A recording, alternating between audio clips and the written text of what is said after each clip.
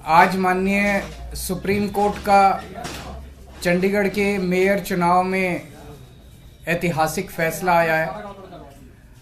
हम सब ने देखा कि किस तरह से चंडीगढ़ के चुनाव में साफ साफ था कि 20 वोट इंडिया गठबंधन के थे, 16 वोट बीजेपी के थे। 20 में से 8 वोट किस तरह से इंडिया गठबंधन के वोट गलत तरीके से इनवैलिड डिक्लेयर कर दिए गए और इंडिया गठबंधन के कैंडिडेट कुलदीप कुमार को हारा हुआ डिक्लेयर कर दिया गया, बीजेपी के कैंडिडेट को जीता हुआ डिक्लेयर कर दिया गया। मामला जब सुप्रीम कोर्ट में गया तो सुप्रीम कोर्ट ने बहुत जल्दी सुनवाई करके और आज जो पूरा जो प्रोसेस भी था, किस तरह से माननीय सुप्रीम कोर्ट ने सारे बैलेट पेपर मंगाए अपने पास, बैलेट पेपर खुद देखे और आज रिजल्ट डिक्लेयर कर दिया। ये मुझे लगता है कि भारतीय इतिहास के अंदर शायद पहली बार हुआ है।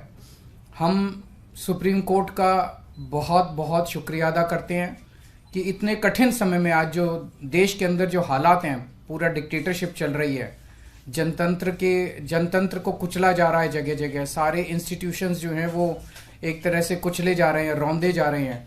ऐसे में सुप्रीम कोर्ट का ये जो फैसला है ये बहुत मायने रखता है जनतंत्र के लिए और जनतंत्र को बचाने के लिए ये सुप्रीम कोर्ट का फैसला बहुत अहम है। इंडिया गठबंधन, इसलिए हम सुप्रीम कोर्ट का बहुत बहुत शुक्रिया अदा करते हैं। इंडिया गठबंधन की ये बहुत बड़ी जीत है, पहली जीत है, बहुत बड़ी जीत है और बहुत बड़े मायने रखती है। एक तरह से उन लोगों से छीन के लाए हम लोग ये जीत। उन लोगों ने तो चोरी कर लिया था ये चुनाव, उन लोगों ने तो वोट चोरी कर लिए थे, लेकिन हमने हार नहीं मानी। हम आखिरी समय तक लड़ते रहे, संघर्ष करते रहे और अंत में हमारी जीत हुई। तो ये पूरे देश के लिए, इंडिया गठबंधन के लिए बहुत बड़ी जीत है और बहुत बड़ा संकेत देती है देश को। जो लोग कहते हैं कि बीजेपी को हराया नहीं जा सकता, बीजेपी को हराया जा सकता है, एकता से हराया जा सकता है, अच्छी प्लानिंग और स्ट्रेटेजी से हराया जा सकता है और मेहनत से हराया जा सकता है। ये इस चुनाव के नतीजों ने साबित कर दिया। तो मैं इंडिया गठबंधन के सभी पार्टनर्स को बहुत बहुत इसके लिए बधाई देता हूं। चंडीगढ़ के लोगों को बधाई देता हूं, जिनको चंडीगढ़ के लोगों की एक तरह से जीत हुई। चंडीगढ़ के लोगों ने तो नतीजा यही दिया था कि भाई इंडिया गठबंधन का कैंडिडेट मेयर बनना चाहिए, लेकिन उन्होंने चोरी कर लिया चुनाव। तो एक तरह से जनता की हार हो गई थी, लेकिन अब जनता की जीत हुई है और पूरे देश की जीत हुई है। पूरे देश ने देखा कि किस तरह से बीजेपी ने यह चुनाव चोरी किया। इस चुनाव में 36 वोट थे टोटल, बीजेपी के, कांग्रेस के, आम आदमी पार्टी के, अकाली दल के 35 काउंसलर और एक मेंबर ऑफ पार्लियामेंट, 36 वोट थे। उन 36 वोट्स की काउंटिंग में बीजेपी वालों ने 8 वोट चोरी कर लिए, 25% वोट चोरी कर लिए 36 के अंदर। सोचो, अभी कुछ दिन के बाद देश का बड़ा चुनाव होने वाला है, उसमें 90 करोड़ वोट हैं। अगर ये 36 वोट में से 25% वोट चोरी कर सकते हैं, 90 करोड़ वोटों में ये कितने वोटों की चोरी करेंगे, सोच के भी रूह कांप उठती है, रोंगटे खड़े हो जाते हैं। सुनते तो थे कि बीजेपी वाले गड़बड़ करते हैं, सुनते तो थे कि बीजेपी वाले बदमाशी करते हैं, वोटों की चोरी करते हैं, पर कभी कभी मन खराब थी कि चंडीगढ़ के चुनाव के वक्त सीसीटीवी कैमरे लगे हुए थे और सीसीटीवी कैमरों के अंदर इनका सारा का सारा रंगे हाथों ये लोग पकड़े गए, सारा इनका कुकर्म पकड़ा गया। इससे साफ जाहिर है कि कितने बड़े स्तर के ऊपर ये वोटों की चोरी करते हैं।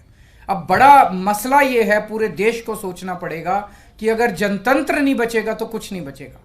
आज जितनी कॉन्फिडेंस के साथ ये कह रहे हैं 370 सीट आएंगी, 370 सीट आएंगी, एक तरह से देश के लोगों को चैलेंज कर रहे हैं ये लोग कि तुम्हारे वोट की जरूरत नहीं है हम लोगों को, हमारी तो आ रही है 370 सीट। तुम्हारे वोट की जरूरत नहीं है हम लोगों को, हमारी तो आ रही है 370 सीट। अगर उन्हें इतना कॉन्फिडेंस है 370 सीट का, कहां से आ रहा है ये कॉन्फिडेंस? कुछ तो गड़बड़ कर रखी है इन्होंने। और जिस देश, अगर किसी देश के अंदर चुनाव के पहले पार्टियां साफ साफ कहना चालू कर दे हमें वोट की जरूरत नहीं है, हमें लोगों की जरूरत नहीं है, उस देश के अंदर फिर जनतंत्र बहुत बड़ा खतरे में है। पूरे देश को मिलके, 140 करोड़ लोगों को मिलके जनतंत्र को बचाना पड़ेगा। इससे ये भी साफ है ये लोग चुनाव जीतते नहीं हैं, ये लोग चुनाव चोरी करते हैं। आज ये पूरे प्रकरण ने, चंडीगढ़ के पूरे चुनाव ने इन लोगों को बेनकाब करके पूरे देश के अंदर बेनकाब कर दिया इन लोगों ने। दूध का दूध और पानी का पानी हो गया। मैं फिर से एक बार इंडिया गठबंधन को बहुत बहुत बधाई देता हूं और माननीय सुप्रीम कोर्ट को बहुत बहुत शुक्रिया अदा करता हूं। अगर एक दो क्वेश्चंस आपके हैं तो। 3 पार्षद भी बीजेपी में चले गए, वो भी एक बड़ी चीज है कि इनका पूरा षड्यंत्र क्या था, कि षड्यंत्र था कि हमारे अब पार्षदों को तोड़ेंगे। ये चुनाव, जैसा मैंने कहा कि पहले तो पूरी कोशिश करते हैं ईवीएम में धांधली कर दो, इसमें धांधली कर दो, किसी भी तरह से चुनाव जी, अगर हार जाएं तो फिर ये काउंसलर्स को तोड़ना चालू कर देते हैं, एमएलएस को तोड़ना चालू कर देते हैं, सरकारें गिरानी चालू कर देते हैं, ईडी लगा देते हैं, सीबीआई लगा देते हैं, पैसे की गड्डियां फेंकते हैं उनकी तरफ, सब तरह से तोड़ने की कोशिश करते हैं। ये जनतंत्र थोड़ी है। सर इस चुनावों ने दिखाया कि कैसे अगर आम आदमी पार्टी और कांग्रेस मिल जाए तो बीजेपी को हरा सकते हैं। मैंने अभी यही बोला, हुआ तो क्या पंजाब में भी आप इस पर ये मैंने बोला कि किस तरह से अगर हम सारे लोग इकट्ठे हो जाएं, इंडिया गठबंधन के इस चुनाव ने एक बहुत बड़ा मैसेज दिया है। जो लोग कहते हैं कि बीजेपी को हराया नहीं जा सकता, बीजेपी को हराया जा सकता है अगर हम संगठित हो जाएं, एक हो जाएं, स्ट्रैटेजी से काम करें और मेहनत करें, हम बीजेपी को हरा सकते हैं। हमने ये चुनाव में हरा के दिखाया है। पंजाब में सोचेंगे दोबारा से? नहीं, वो स्ट्रैटेजी जीतने की स्ट्रैटेजी है, आप उसमें चिंता मत करो, उसमें जीतेंगे। अभी कई सारे राउंड्स ऑफ डिस्कशन हो चुके हैं और काफी अंतिम स्टेज पे बाकी चीजें पहुंच चुकी है। बहुत जल्दी अनाउंस होगा उनके साथ गठबंधन। आपने पंजाब का क्लियर कर दिया, अकेले बाकी सारी चीजों पे बात हो रही है, बाकी सारे स्टेट्स में बात हो रही है और कई सारे राउंड्स ऑफ डिस्कशन हो गए हैं। काफी अच्छी बातचीत चल रही है और काफी एडवांस्ड स्टेज पे है। बहुत से आपके साथी हैं जो इंडिया अलायंस की बस में चढ़े तो थे लेकिन धीरे धीरे उतरने की कोशिश कर रहे हैं। सबका अपना अपना वो है। मैं आज आपको लगता है कि उनको देख आज के जो रिजल्ट उनको उम्मीद जगी होगी और वो वापस आ सकते हैं? जो लोग देश को बचाना चाहते हैं उन सब लोगों का इंडिया गठबंधन में स्वागत है।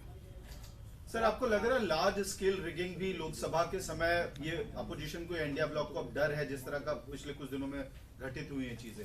देखिए, ईवीएम को लेके बहुत प्रश्न उठते रहते हैं। जैसे मैंने बताया, इनकी मल्टीपल स्टेजेस हैं। पहले तो ये चुनाव में गड़बड़ करते हैं, तरह तरह की गड़बड़े करते हैं, वोटर लिस्ट गड़बड़ कर देते हैं, ईवीएम के अंदर गड़बड़ी की बहुत सारी शिकायतें और बहुत सारे वो आए हैं, लेकिन उसके ऊपर कभी भी इन लोगों ने जनता का विश्वास जीतने के लिए ईवीएम के गड़बड़ी जो आरोप लगे उसको इन्होंने जनता का विश्वास स्ट्रेंथन नहीं किया। तो ईवीएम के उसके बावजूद भी अगर ये कहीं चुनाव हार जाएं तो फिर ईडी है, ईडी छोड़ देते हैं, सीबीआई है, सीबीआई छोड़ देते हैं, उससे भी कोई नहीं माने, पैसे फेंकते हैं उसके तरफ, उसके बाद ये एमएलए और एमपी तोड़ लेते हैं। इस तरह से जनतंत्र मल्टीपल लेवल पे अब खतरे में है और जनतंत्र सबसे इंपॉर्टेंट है देश के अंदर। जनता की चलनी चाहिए, जनता अपनी सरकार चुने।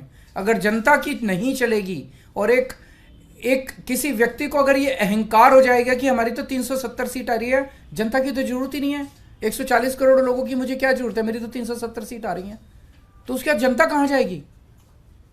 जनता अपना घर बैठे, वो कह रहे हैं कि जनता घर बैठे, हमें तुम्हारी जरूरत नहीं है।